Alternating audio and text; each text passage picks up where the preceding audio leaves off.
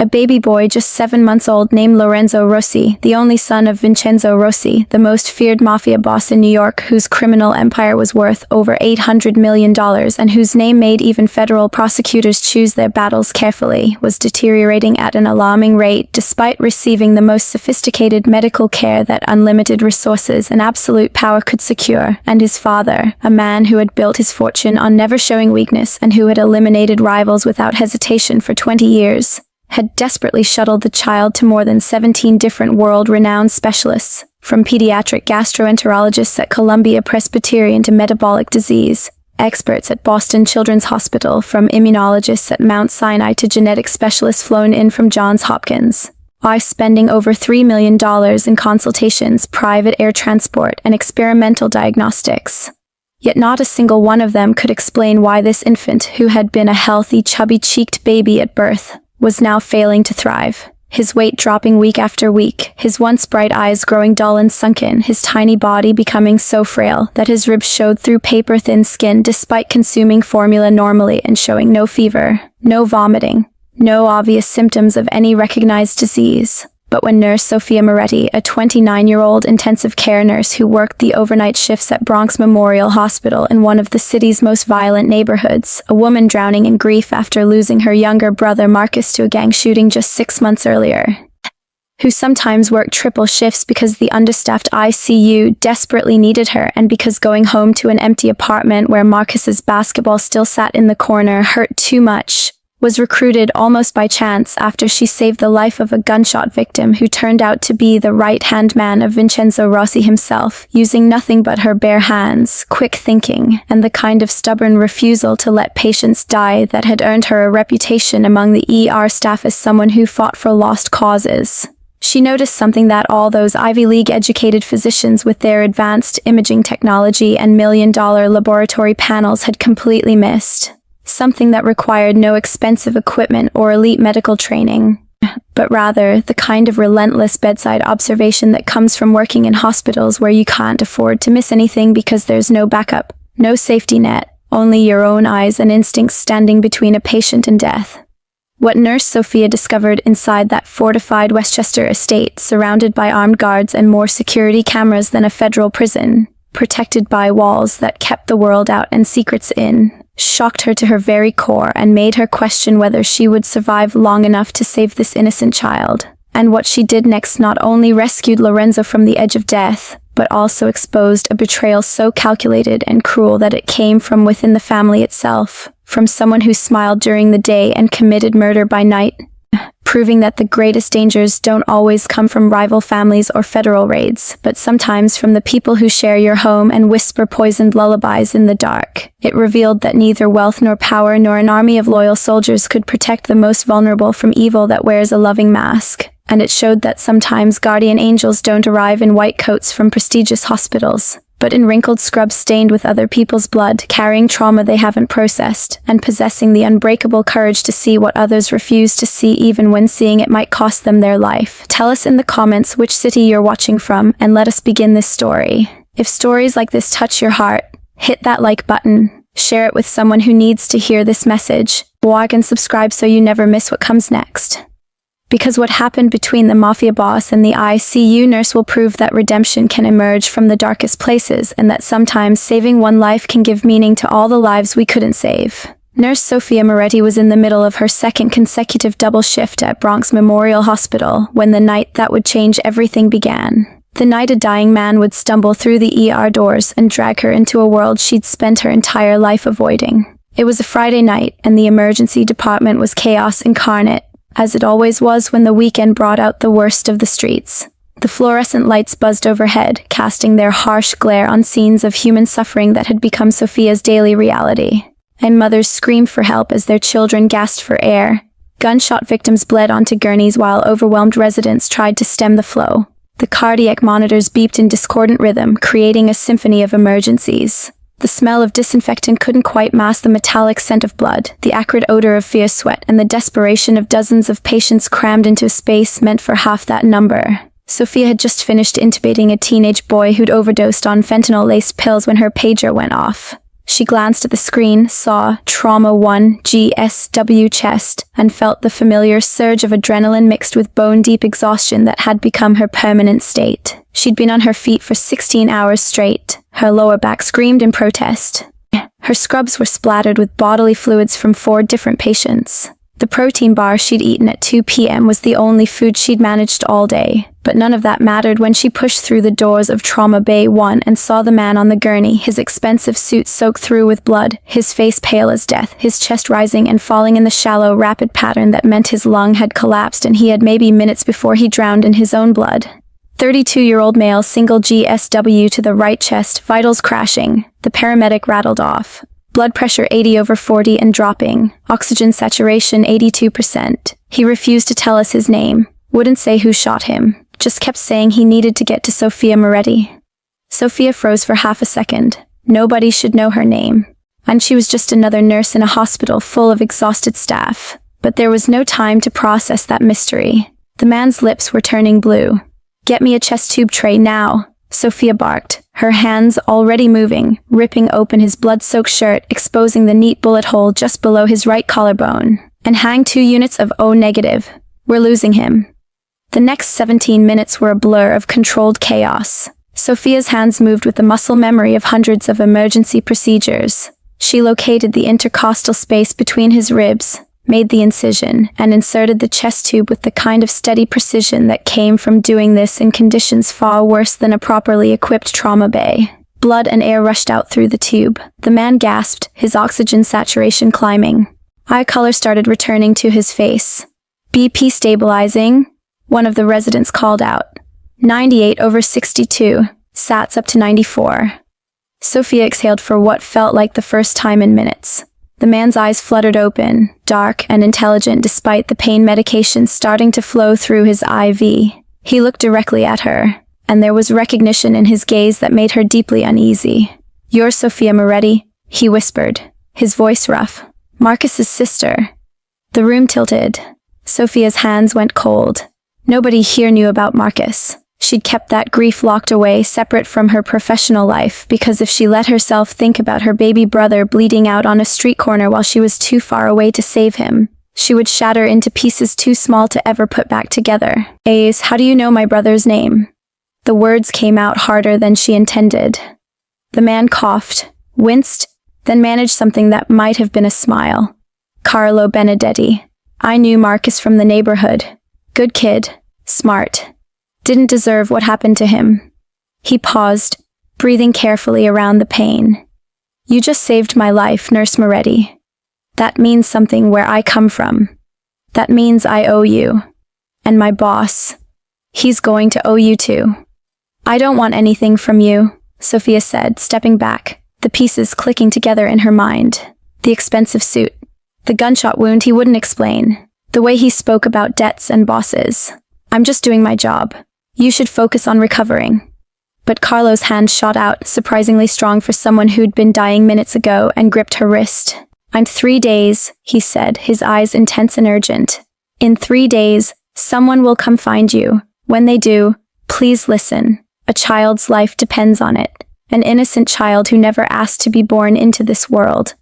Before Sophia could respond, he released her wrist and closed his eyes, either from the pain medication or exhaustion. She stood there for a long moment, her heart pounding, a sense of dread creeping up her spine like ice water. She had no way of knowing that she'd just saved the life of Vincenzo Rossi's most trusted lieutenant, or that in 72 hours she would be standing in front of the most dangerous man in New York, being asked to do the impossible, save the life his wealth and power couldn't protect. 3 days later, Sophia was coming home from another brutal overnight shift when she found him waiting by her apartment building. The man stood next to a black Mercedes S-Class that looked absurdly out of place on her run-down Bronx Street, where most cars were at least a decade old and half of them had expired inspection stickers. He wore a perfectly tailored charcoal suit despite the early morning heat, and his posture radiated the kind of controlled danger that made people cross to the other side of the street without consciously knowing why. It was Carlo. Recovered far faster than any normal patient should have, looking healthy except for the way he held his right shoulder slightly higher, protecting the healing wound beneath his shirt. "Nurse Moretti," he said, his voice respectful but leaving no room for refusal. "I told you someone would come. We need to talk. Sophia's fingers tightened on her worn canvas bag, where her stethoscope and a change of clothes were crammed alongside the stack of unpaid medical school loan notices she couldn't bring herself to open. Every instinct screamed at her to run inside, lock the door, pretend this wasn't happening. I don't want any part of whatever world you're from, she said, proud that her voice didn't shake. I save lives. That's all I do. I don't get involved in... She gestured vaguely at him, at the car, at everything he represented. Whatever this is. Carlo's expression softened with something that might have been respect, or pity, or both. I understand. You're a good person trying to do good work in a hard place. But that's exactly why we need you. There's a child, Nurse Moretti, 7 months old, dying. 17 specialists from the best hospitals in the country have examined him. Millions of dollars spent. And every single day, he gets worse. Sophia felt her resolve wavering. She'd been trained to respond to medical crises, and the mention of a dying infant triggered every instinct in her body. Then take him to a children's hospital. Columbia Presbyterian has one of the best pediatric units in... He's been to Columbia and Boston Children's, and every other hospital you could name. Carlo opened the car's back door. Inside, she could see a manila folder thick with papers. His father has unlimited resources, but resources mean nothing when the best doctors in the world can't figure out what's killing your son. When medicine has failed. Sometimes you need someone who sees what medicine misses. What makes you think I'm that person? But even as Sophia asked, she knew the answer. It was the same reason the ER attending called her in for the impossible cases. The same reason families requested her specifically for their dying relatives in the ICU. She didn't give up. Ever. Even when she should. Because you saved my life when I was dead on that gurney, Carlo said simply. You did what the handbook said was impossible, because you saw something the protocols missed. And because 3 years ago, you saved a little girl named Isabella Rodriguez who every other doctor had written off as brain dead from meningitis. You sat by her bed for 48 hours straight, noticed something in her pupil response, demanded another MRI, and found a treatable abscess they'd all missed. And that little girl is alive today because you refused to accept what everyone else accepted. Sophia's blood ran cold. How do you know about Isabella? Because we know everything about you, Nurse Moretti. It's not a threat. It's due diligence. The man I work for doesn't trust easily, and he doesn't trust without information. Carlo gestured to the car again. Please, just come talk to him. Hear what he needs. If you say no after that, you walk away and we never contact you again. But a baby is dying, and his father is desperate enough to ask for help from a stranger. That should tell you how serious this is. Sophia looked up at her apartment building. 3rd floor, water-stained walls, windows that didn't quite close all the way, where she lived alone with Marcus's ghost and the crushing weight of all the people she couldn't save. Geez, she thought about the little boy with the overdose she'd intubated that night. Thought about the teenage girl who'd come in with a stab wound last week who didn't make it. Thought about Marcus, always Marcus, bleeding out while she was miles away. Maybe saving one more life would somehow balance the scales. Maybe it would hurt less. If I say yes to this conversation, Sophia said carefully, I'm not agreeing to anything except listening. And if I don't like what I hear, I walk away. No threats, no pressure. Agreed. Carlo nodded. Agreed. Though I should warn you, once you meet him, once you see the baby, walking away might be harder than you think.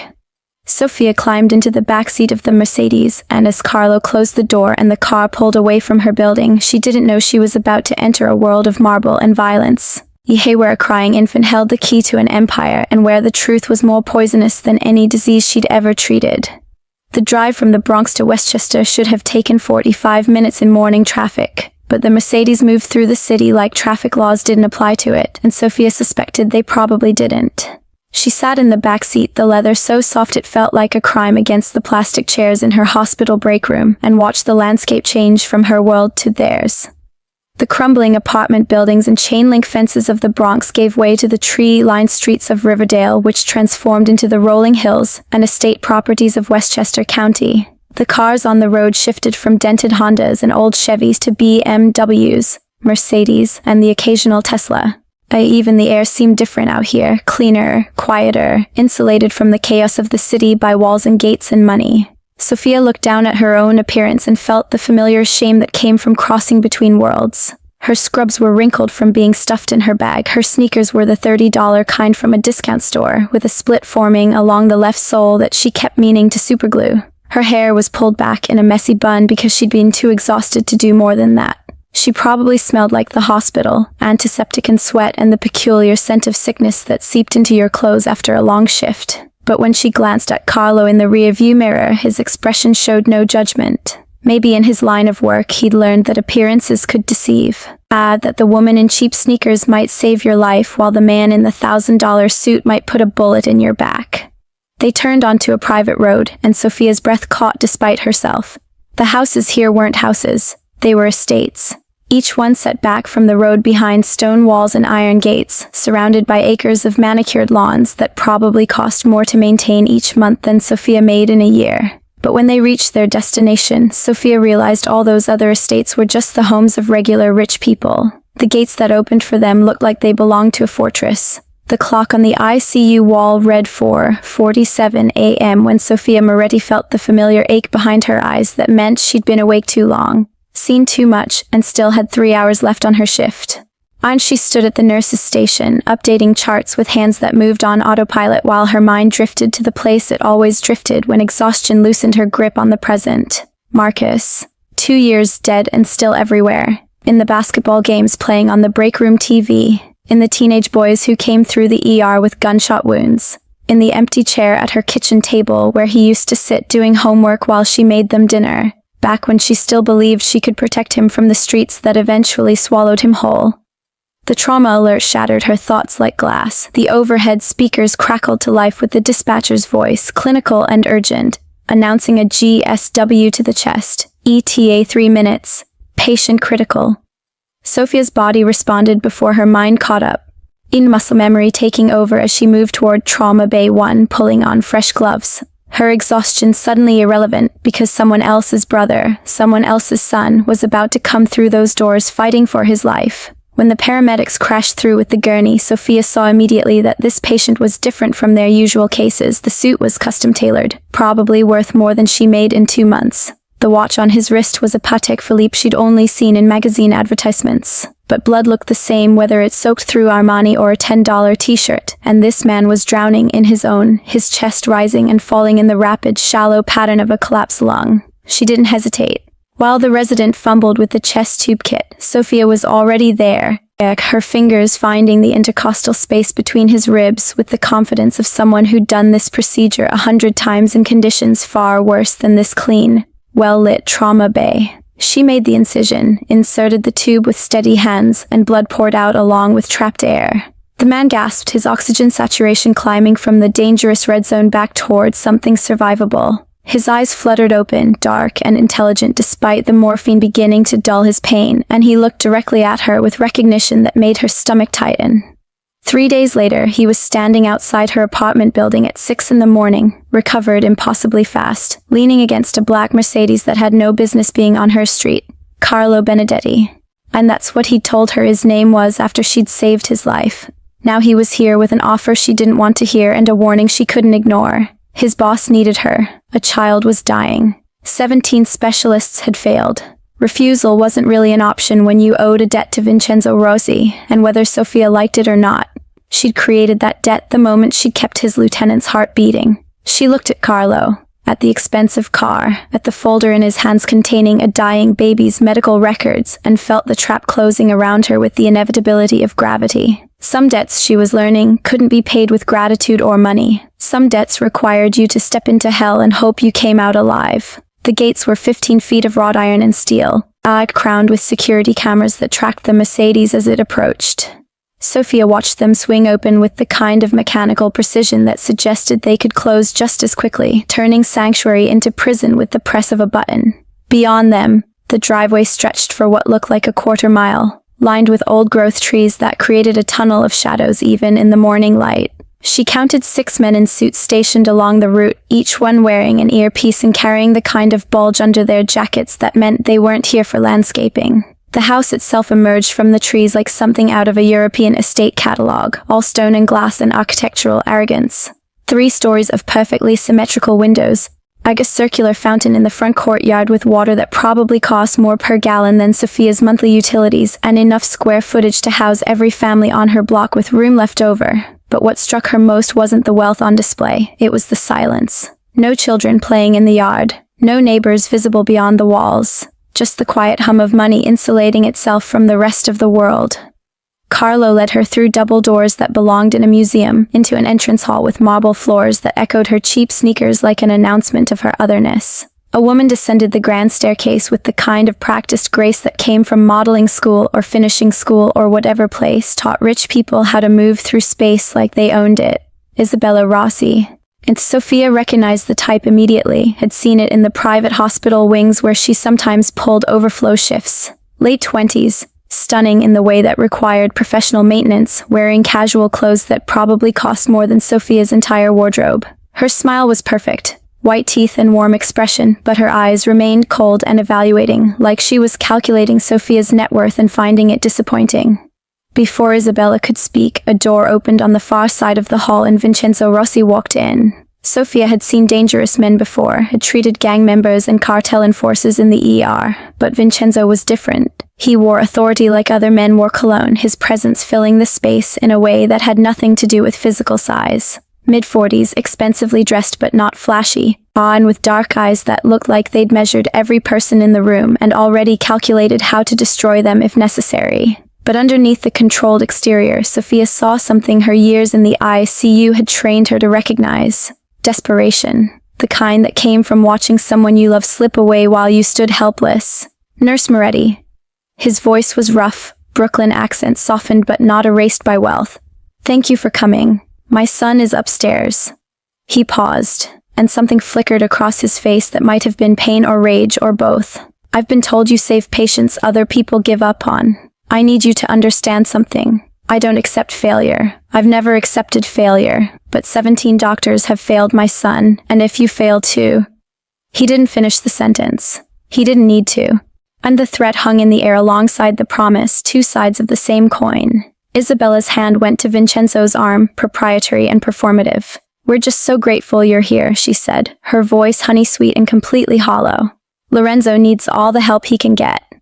Sophia looked between them, at the husband barely controlling his desperation and the wife performing concern like a rehearsed role, and felt the first whisper of something wrong crawling up her spine. The tension in this house wasn't just about a sick child, it was something darker, more complicated, vibrating through the marble halls like a frequency only she could hear. She'd walked into a fortress that protected secrets as carefully as it protected its inhabitants, and somewhere upstairs, where a baby was dying while the adults around him played out a drama she didn't yet understand. The nursery was decorated like something from a luxury magazine spread, all soft grays and whites with hand-painted murals of Italian countryside scenes covering the walls. A mobile of delicate glass birds hung above the crib, catching the filtered sunlight and casting rainbow shadows across imported Italian linens. The room probably cost more to furnish than Sophia had earned in her entire nursing career, but all that wealth couldn't disguise the smell that hit her the moment she crossed the threshold, the particular scent of sickness that no amount of lavender sachets or expensive air purifiers could mask. Lorenzo lay in the center of the oversized crib like a broken doll, and so small and still that for a terrible moment Sophia thought they'd brought her too late. Then she saw the shallow rise and fall of his chest, the weak flutter of his eyelids, and her professional instincts took over. She moved to his side, her hands gentle as she began the examination, and what she found made her stomach turn. 7 months old, and he couldn't have weighed more than 12 pounds, maybe less. His ribs protruded sharply through skin so thin it looked translucent. His arms and legs were stick-thin, muscle wasted away to almost nothing. The soft spot on his skull was sunken, a sign of severe dehydration despite the IV line someone had placed in his tiny hand. His eyes, when they opened briefly at her touch, were dull and unfocused, lacking the bright curiosity that should have been there at this age. She spent the next hour going through his medical file, a 3-inch thick collection of reports and test results that read like a catalog of expensive confusion. The gastroenterologist from Johns Hopkins thought it might be a malabsorption disorder. The endocrinologist from Mayo suspected a hormonal imbalance. The immunologist had tested for every immune deficiency known to medicine and found nothing. The geneticist had sequenced his entire genome looking for rare mutations. The metabolic specialist had run panels that cost $30,000 each. Every single test had come back either normal or inconclusive, each specialist offering theories that contradicted the last, none of them able to explain why a baby who took his bottles normally, who showed no fever, no vomiting, no diarrhea, no obvious symptoms of disease, and was quite literally wasting away. Sophia picked up Lorenzo with careful hands, feeling how light he was, how fragile, and something in her chest cracked open. This was someone's child, Vincenzo's son, and he was dying not from some dramatic illness but from the quiet, steady march of failure to thrive, his body consuming itself because something fundamental was broken. She cradled him against her chest and felt him nestle weakly into her warmth, seeking comfort with what little strength he had left.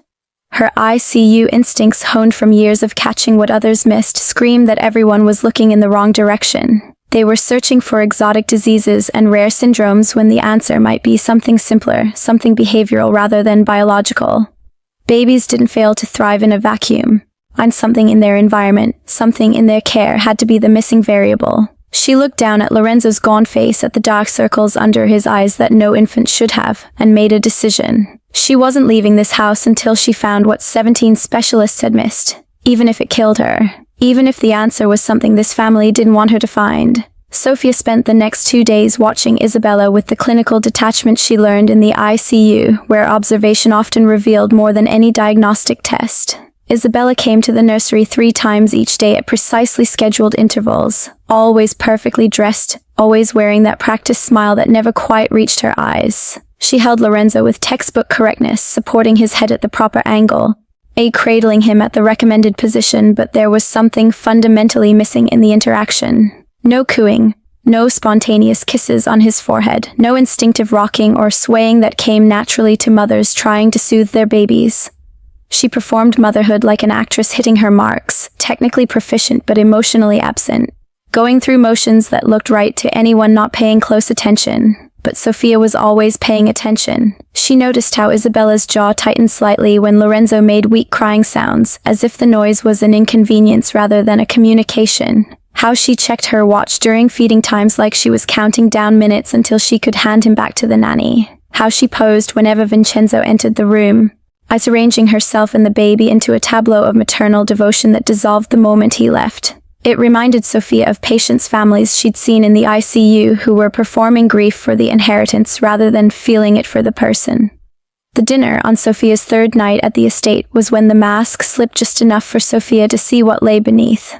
Vincenzo had insisted she join them, perhaps as a gesture of respect, or perhaps because he wanted her close enough to monitor.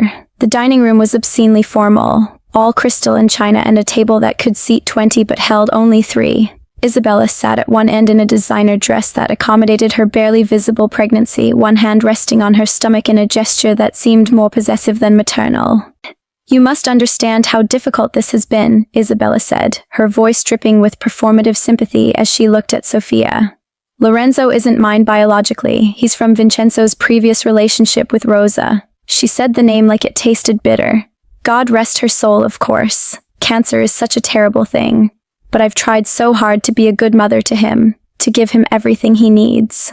Her hand moved to her own belly, the gesture deliberate. "It's just that sometimes I wonder if babies know, you know? If they can sense when someone isn't their real mother, if that's why he's not thriving." The implication hung in the air like poison.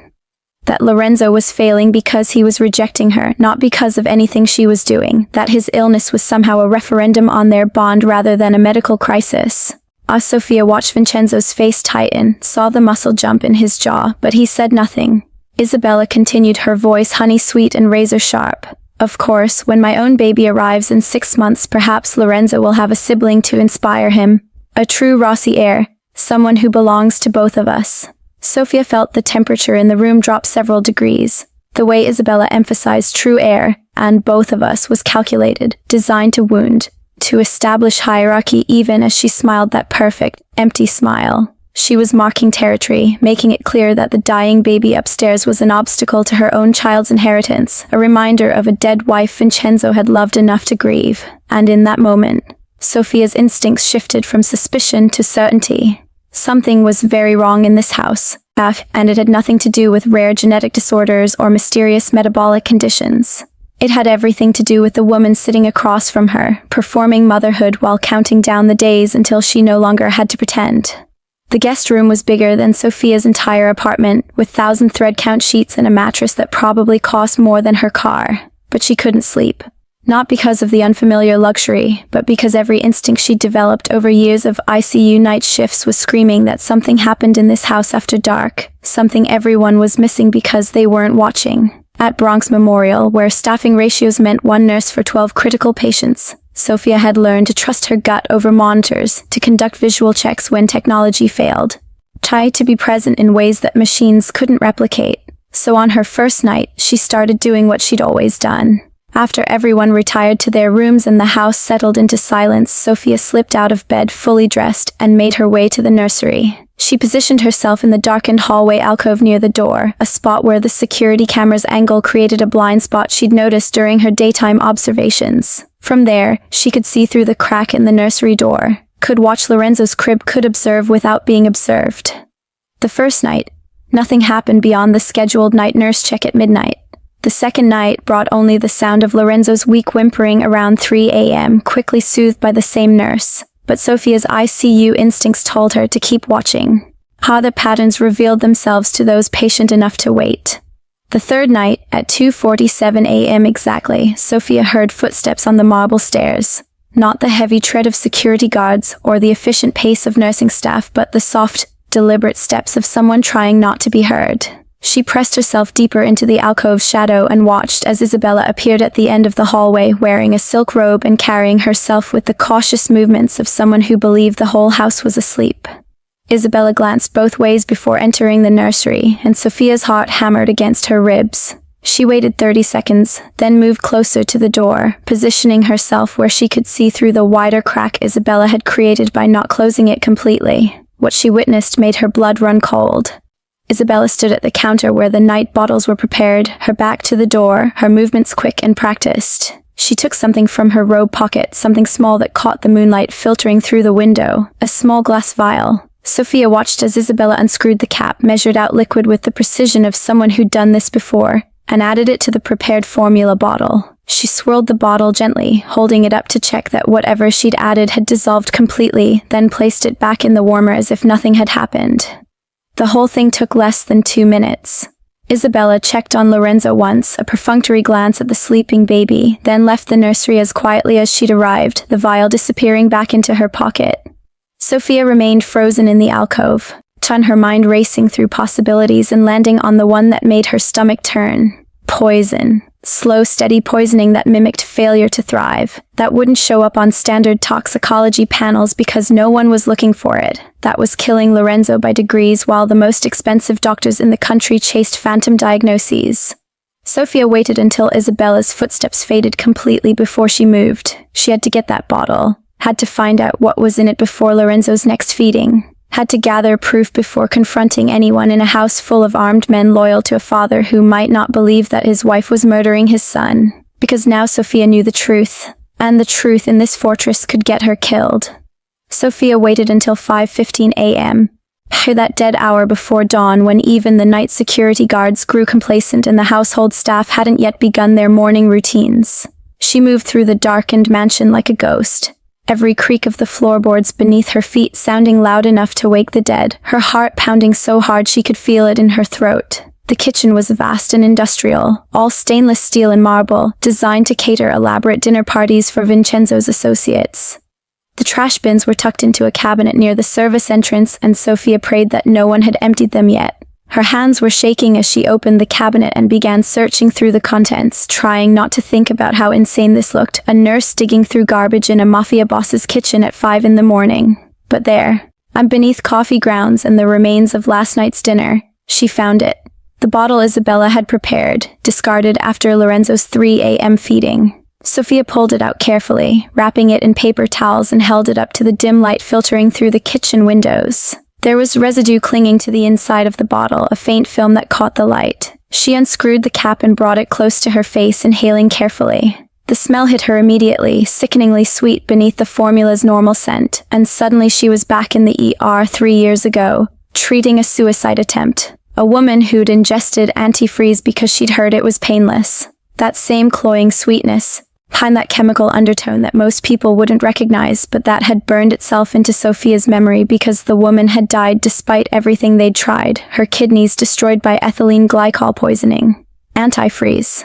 Isabella was poisoning Lorenzo with antifreeze, feeding it to him in small doses that would metabolize slowly, causing symptoms that mimicked failure to thrive, organ damage that looked like natural illness, a death that would appear tragic but explainable. It was brilliant in its cruelty, the kind of murder that required patience and planning, that relied on everyone looking for exotic diseases while missing the simple, brutal truth. Sophia wrapped the bottle more carefully, her hands steadier now that she knew what she was dealing with. But evidence of poisoning wasn't enough. I'm not in this house where Isabella had clearly been planning this for months. She needed to establish a pattern, needed to prove this wasn't a one-time incident, but a systematic murder. She needed the security footage. Getting access to Vincenzo's security system required a level of audacity that made Sophia's stomach clench. She found the security office on the first floor, a room filled with monitors showing every angle of the estate. The night guard had stepped away, probably for his early morning rounds, leaving the system unattended. Sophia slipped inside and pulled up the hallway camera logs for the past 2 weeks, her fingers flying across the keyboard with the desperate speed of someone who knew discovery meant death. The pattern emerged within minutes, damning and unmistakable. Every single night between 2:30 and 3:15 a.m. The cameras covering the nursery hallway experienced technical difficulties. The footage went black, convenient gaps that lasted exactly long enough for Isabella to enter the nursery, poison Lorenzo's bottle, and return to her room unobserved. Someone had been disabling the cameras manually, creating windows of opportunity that aligned perfectly with Lorenzo's feeding schedule. This wasn't illness. This wasn't failure to thrive. This was premeditated murder, executed with the precision of someone who understood that dead babies inherited nothing, and that clearing the path for her own child required eliminating Vincenzo's firstborn son. Sophia photographed the screen with her phone, capturing the timestamps and the systematic gaps, then erased her access from the security log. She had the bottle. She had the pattern. Now she just needed to survive long enough to expose a woman who had nothing left to lose and everything to gain from silence. Sophia used her scheduled supply run to Bronx Memorial as cover, telling Carlo she needed to pick up specialized monitoring equipment for Lorenzo. What she really needed was to get the bottle contents to someone she could trust, someone outside this fortress who could provide laboratory confirmation of what her instincts already knew. Dr. James Chen had been her colleague in the ER for 5 years, a toxicologist who owed her more than one favor after she covered his shifts when his daughter was sick. She met him in the hospital parking lot, pressing the wrapped bottle into his hands with urgency that made his eyes widen. "I need you to run a full tox screen," Sophia said, after keeping her voice low even though they were alone. "Especially check for ethylene glycol and its metabolites. Tell anyone who asks it's for a suspected poisoning case from the ER. Don't use my name. Don't mention where this really came from." James looked at the bottle, then at her face, and whatever he saw there made him stop asking questions. "How fast do you need this?" "Yesterday," Sophia said. "A child's life depends on it. Maybe mine too." Back at the estate, everything felt different. The air itself seemed heavier, charged with the electricity that comes before a storm. Sophia noticed it the moment she walked through the front doors. The way Isabella's eyes tracked her movements during lunch, cold and calculating, like a predator reassessing whether its prey had become a threat. The way Dmitri, Isabella's personal bodyguard, a mountain of a man with dead eyes and a thick Russian accent, started appearing wherever Sophia went, standing outside the nursery when she checked on Lorenzo, lingering in the hallway near her room, following 3 steps behind when she walked through the garden. On the second day of waiting for the lab results, Sophia returned to her room after dinner and knew immediately that someone had been inside.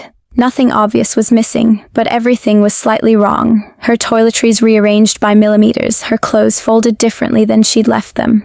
The notebook where she'd been documenting Lorenzo's symptoms moved from the nightstand to the desk. Someone had searched her room with professional thoroughness, looking for evidence of what she knew, what she suspected, what she might have found.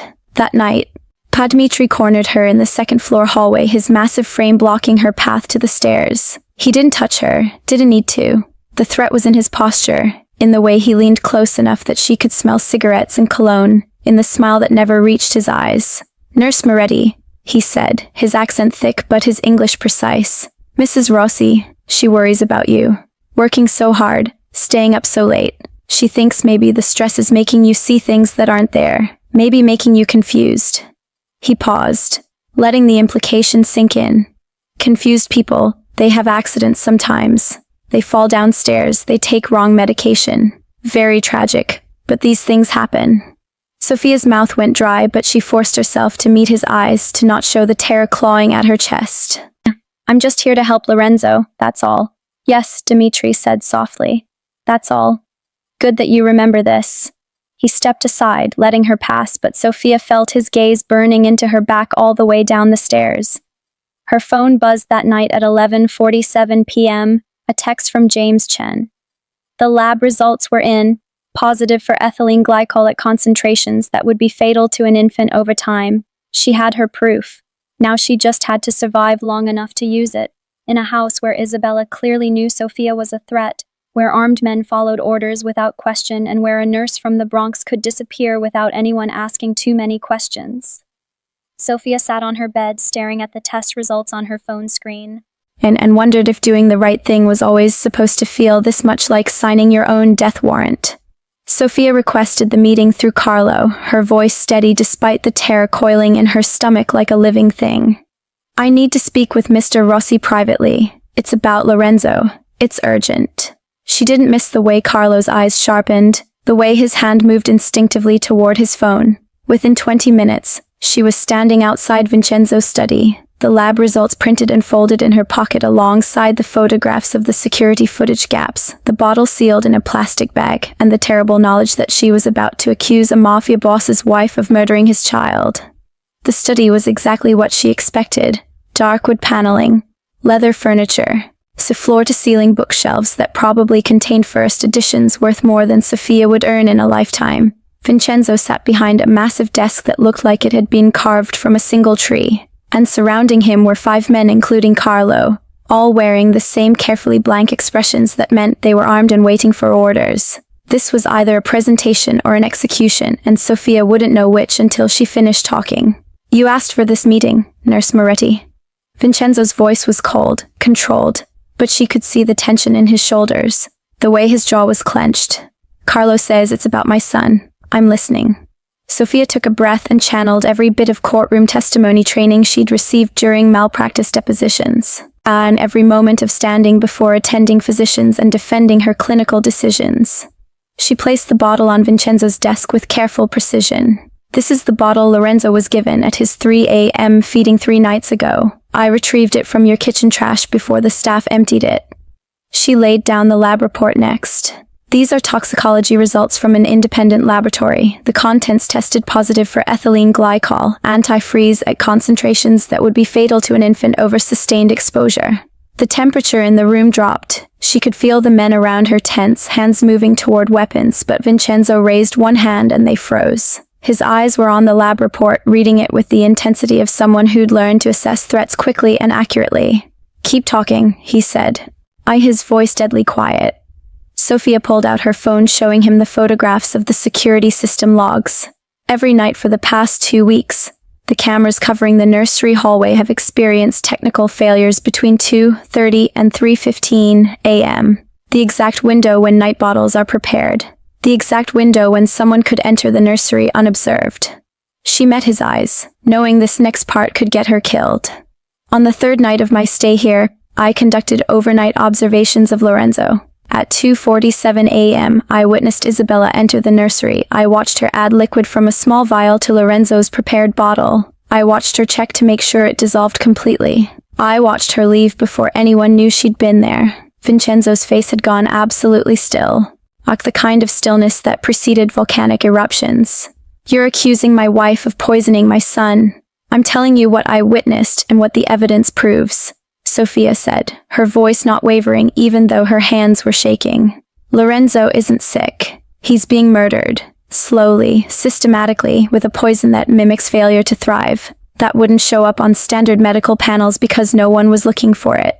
Isabella is 3 months pregnant with what she calls your true heir. But that child can't inherit everything if Lorenzo is alive. So she's removing the obstacle. She's killing your son so hers can take his place. The silence that followed was suffocating. Vincenzo stared at the evidence on his desk.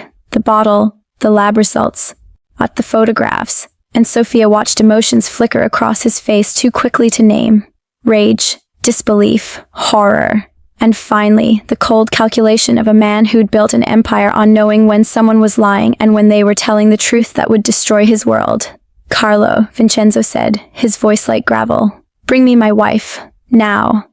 Isabella walked into Vincenzo's study with her perfect posture and practiced smile, wearing a cream-colored dress that accentuated her pregnancy, playing the role of concerned wife and mother-to-be until she saw Sophia standing there and the evidence spread across Vincenzo's desk. Her smile faltered for just a fraction of a second before reconstructing itself, but Sophia saw the calculation behind her eyes, the rapid assessment of how much they knew and what she could still deny. "Vincenzo, what's this about?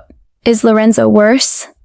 The performance was flawless, concern and confusion blended with just the right amount of fear, but Vincenzo's face was carved from stone. "Nurse Moretti has made some serious accusations," he said, his voice so controlled it was terrifying. "She says you've been poisoning my son, that you've been slowly killing Lorenzo so your child becomes my only heir." Isabella's laugh was perfectly calibrated, incredulous but not defensive. "That's insane. I love Lorenzo like he's my own. I would never." She looked at Sophia with wounded eyes. "I don't know what you think you saw, but you're wrong. You're exhausted. You're stressed. You're seeing things that aren't there." Vincenzo picked up the lab report and read it aloud, each word landing like a hammer blow. "Ethylene glycol, antifreeze, and in dangerous concentrations, found in the bottle you prepared." He dropped the paper back on the desk. "Carlo, show her the rest." Carlo placed a laptop in front of Isabella, and Sophia watched the color drain from her face as financial records filled the screen. Search histories from Isabella's personal computer showing queries for antifreeze poisoning symptoms in infants. Ethylene glycol undetectable. How long does antifreeze take to kill? Purchase records from a shell company Isabella had created, buying industrial ethylene glycol from chemical suppliers. Bank transfers. Digital breadcrumbs that Vincenzo's people had excavated in the 6 hours since Sophia's revelation, proof that this wasn't impulse but premeditation, weeks of planning to commit the perfect murder. "You researched it," Vincenzo said. And now the rage was starting to show through the control, his voice rising like distant thunder. "You bought it. You fed it to my son while I brought in doctors from across the country, while I spent millions trying to save him while he was dying in his crib. You smiled at me. You let me hold you. You pretended to care, all while you were murdering my child." Isabella's mask shattered completely. He was in the way.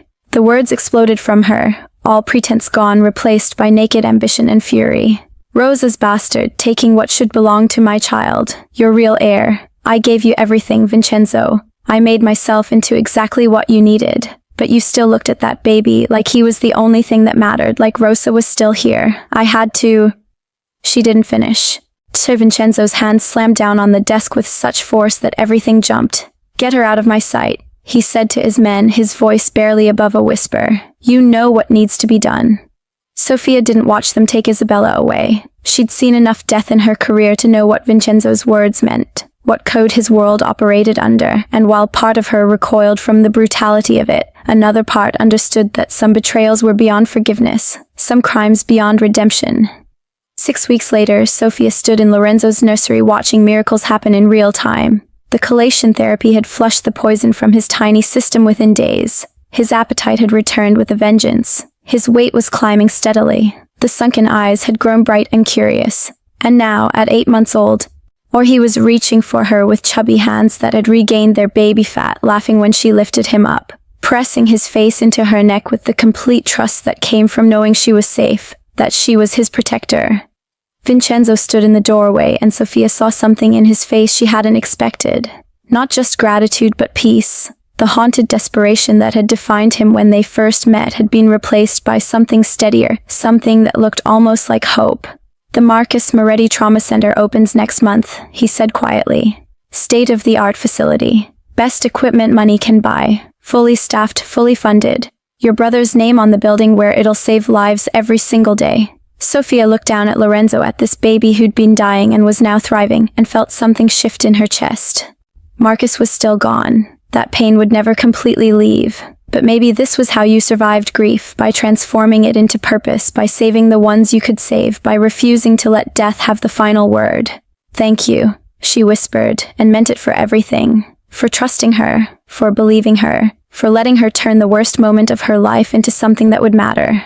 Lorenzo grabbed her finger and squeezed, his grip surprisingly strong, and Sophia smiled through tears she didn't bother hiding. Some guardian angels wore scrubs instead of wings. Some redemption came not from forgetting the dead, but from fighting like hell for the living.